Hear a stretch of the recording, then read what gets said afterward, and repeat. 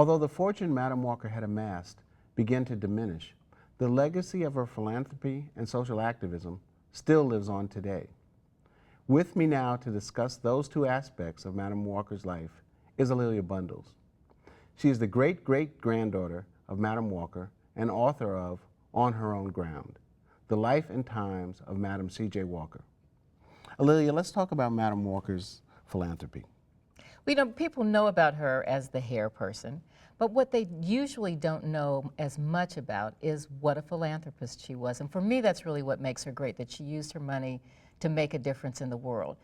On a small level, she commissioned art by famous black artists. She hired a number of black musicians, from Joseph Douglas, who was Frederick Douglass's son, to James Reese Europe, the person who introduced jazz to Europe. On a much bigger scale, she really used her money as a political activist and as a person who contributed to black educational institutions. She supported Tuskegee Institute, Mary McLeod Bethune's Daytona Normal Institute. She gave money to Lucy Laney's school. She also made a really large contribution to the Black YMCA in Indianapolis. You know, we're talking about a period before 1920, and talk about how rare that was for an African American and an African American woman to be that much into philanthropy.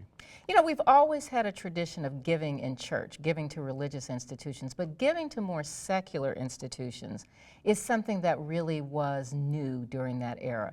And as a woman, Madam Walker, of course, was unusual because very few women had their own income, their own independent means.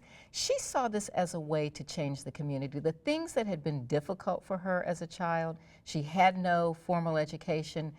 As a woman, she hadn't been able to break through the door. She really wanted to make a difference for the next generation. You think about this woman who is in the Guinness Book of Records as the first woman to earn $1 million. But talk about the social activism that Madam Walker was so much a part of.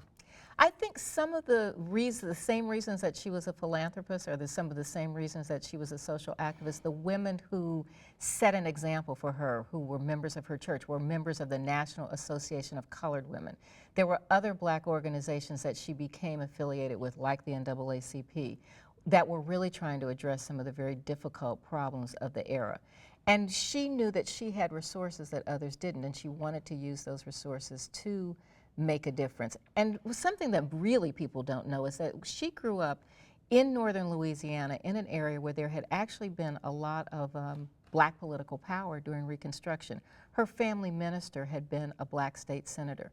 Now this is fast forward many, many years. I don't even know how much of a memory she had of it, but she had been exposed at an early age to lynching and to people fighting back and to people being politically empowered. Within her church, she saw that. So she began to use some of those lessons to take her money and to contribute to things like the anti-lynching movement.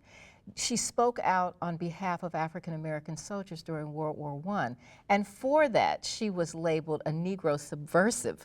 She was at a convention with Ida B. Wells Barnett and Marcus Garvey, and there was a black spy who was going around listening to black people who were basically talking about wanting their rights. And in a private report that we were able to uncover, she's listed as a Negro subversive. Well, you know, that made me love her even more because she wasn't afraid to speak out.